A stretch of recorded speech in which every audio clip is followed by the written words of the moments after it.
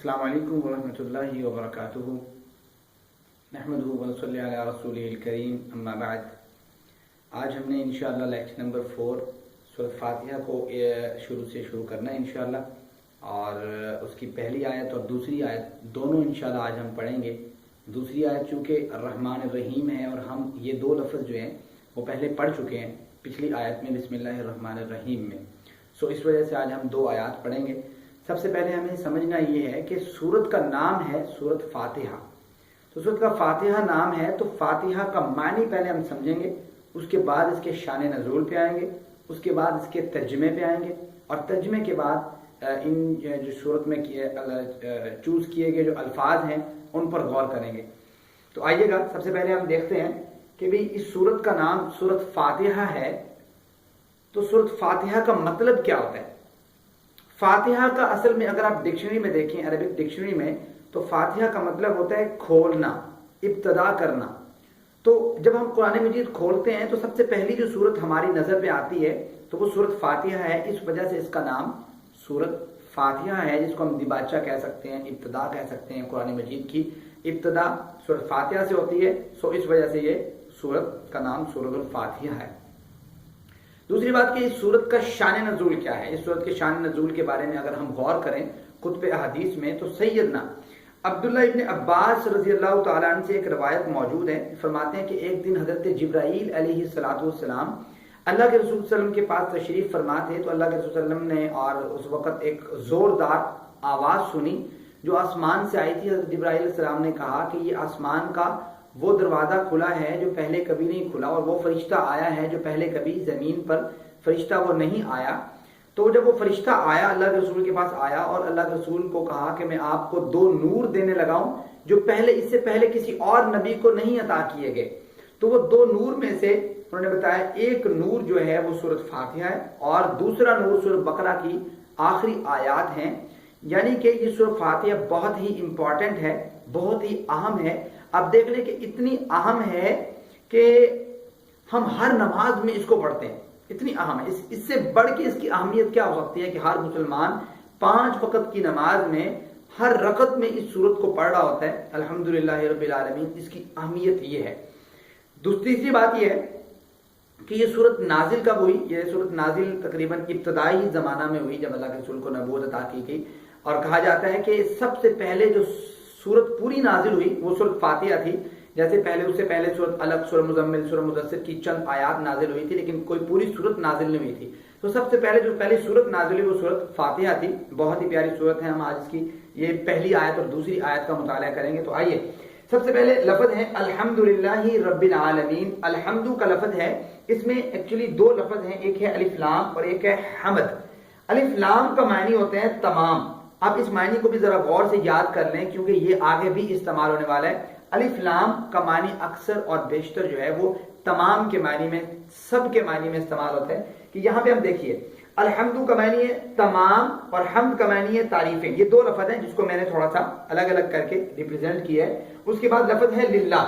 للہ میں دو لفظ ہیں، لفظ ایک ہے لام اور ایک ہے لفظ اللہ۔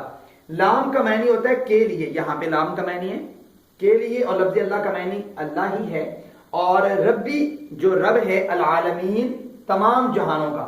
ابھی میں نے آپ کو بتایا اس بات کا کہ الف لام جو ہے وہ پہلے بھی ہم اس کا معنی تمام کر کے گئے ہیں۔ میں نے کہا تھا کہ اس کو یاد کر لیجئے، یہ آگے بھی بہت دفعہ آئے گا۔ سو آپ نے یاد کیا اور یہاں پہ دیکھیے پھر آگے آ گیا، اس جگہ پہ الف لام پھر استعمال ہو گیا، تو یہاں پھر ہم نے اس کا معنی کیا تمام، اور العالمین کا معنی ہم نے کیا جہانوں۔ یعنی کہ اب اس کا اگر بامحاورہ ہم ترجمہ کریں تو وہ یہ بنتا ہے کہ الحمدللہ رب العالمین، تمام تعریفیں اس اللہ تعالیٰ کے لیے ہیں، اس رب کے لیے ہیں جو تمام جہانوں کا مالک ہے، تمام جہانوں کو پالنے والا ہے۔ تو ذرا آئیے اس کی تھوڑی سی تشریح کی طرف ہم چلتے ہیں۔ سب سے پہلے الحمد، تمام تعریفیں، اس میں الف لام استعمال ہوا تمام، اس کو آپ نے یاد کرنا ہے کہ اس کا معنی کیا ہے۔ اس کے بعد لفظ ہے حمد۔ حمد کا لفظ ہم اپنی اردو زبان میں استعمال کرتے ہیں، میں نے یہاں پہ تھوڑا ریپرزینٹ کیا ہے۔ حمد کا لفظ ہم اردو زبان میں کیسے استعمال کرتے ہیں؟ آپ کے کسی دوست کا نام حامد ہے، کسی دوست کا نام محمود ہے، کسی کا نام حماد ہے، کسی کا نام محمد ہے، آپ اس کو اس کے نام کا معنی بتا سکتے ہیں اس لفظ کو پڑھنے کے بعد، ٹھیک ہے؟ اس کا معنی ہوتا ہے تعریف کرنا۔ اب کسی کا معنی ہے بہت زیادہ تعریف کیا ہوا، حامد کا معنی ہے بہت تعریف کرنے والا، محمود کا معنی ہے جس کی تعریف کی جائے. مطلب بیسیکلی جو ورڈ کا معنی اصل میں ہے وہ تعریف کرنا ہی ہے. سو اتنا آپ ذہن میں کنسیپٹ رکھیں کہ اس کا معنی کیا ہے. اور یہ ہم اردو میں استعمال کرتے ہیں، جیسے ہم کہتے ہیں اردو کی کوئی ہماری بک ہو اس میں موجود ہوتی ہے، ہم کہتے ہیں حمد باری تعالیٰ پڑھیں. تو حمد وہ ہوتی ہے جس میں اللہ تعالیٰ کی تعریف. سو ہم یہاں پہ یہ کہہ رہے ہیں کہ الحمد تمام تعریفیں للہ اللہ تعالیٰ کے لیے ہیں، ربی جو رب ہے، کہ اللہ تعالیٰ کی ذات وہ ذات. اچھا یہ جو لفظ اللہ ہے نا، یہ اللہ تعالیٰ کا پرسنلی نام ہے، اللہ تعالیٰ کا ذاتی نام ہے. لیکن یہ رب جو ہے یہ اللہ تعالیٰ کی صفات ہے، اللہ تعالیٰ کی صفت ہے. ربی جو رب ہے العالمین تمام جہانوں کا.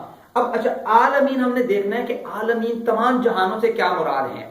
تمام جہانوں سے اگر ہم اپنا یہاں پہ لیتے ہیں تو جہان سے مراد ہم یہ کہتے ہیں کہ جس کو ہم عالم جو ہمارے حواس خمسہ ہیں اس سے ہمیں چھوا جا سکے، محسوس کیا جا سکے، وہ جو ہے نا وہ عالم میں آتا ہے. اس کی تعریف میں اس طرح مختلف قسم کے لوگوں نے کی ہے.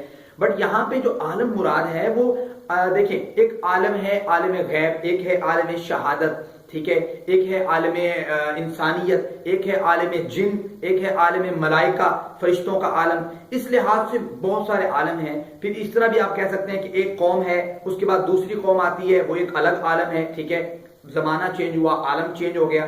اس لحاظ سے اللہ تمام جہانوں کا مالک ہے، تمام جہانوں کو پالنے والا ہے. اس سے پہلے بھی جتنے جہان گزر کے گئے ہیں، اس کے بعد بھی جتنے جہان آئیں گے، قیامت کی دیوار تک جتنے جہان آئیں گے، سب کو پالنے والی ذات جو ہے وہ اللہ تعالیٰ کی ذات ہے.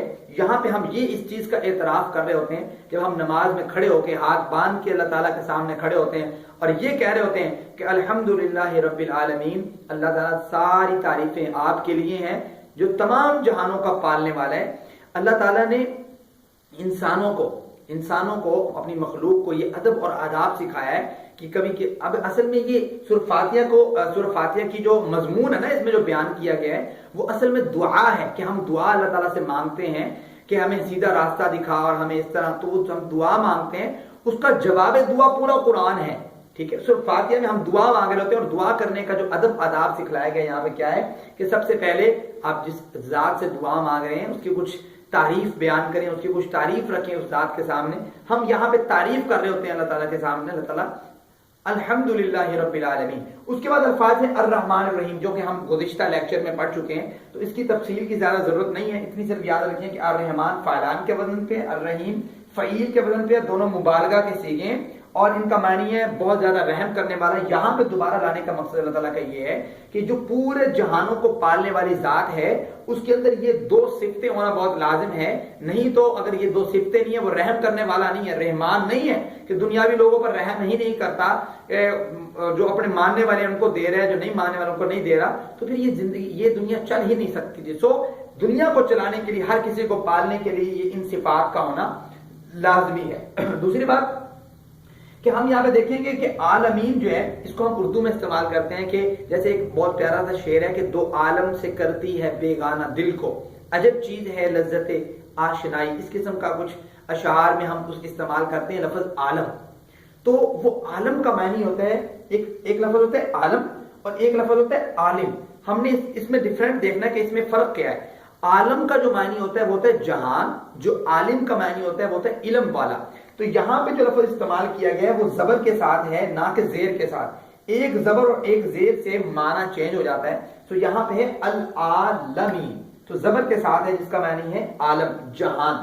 تو یہ ہمارا چھوٹا سا لیکچر ہے جس کے بارے میں غور کریں گے انشاءاللہ. تو اس کو یاد کریں اور آگے لوگوں تک پہنچائیں، آگے بات کو شیئر کریں تاکہ دین اور اچھے طریقے سے پھیلے. جزاکم اللہ خیرا واحسن الجزاء فی الدنیا والآخرہ وما علینا الا البلاغ.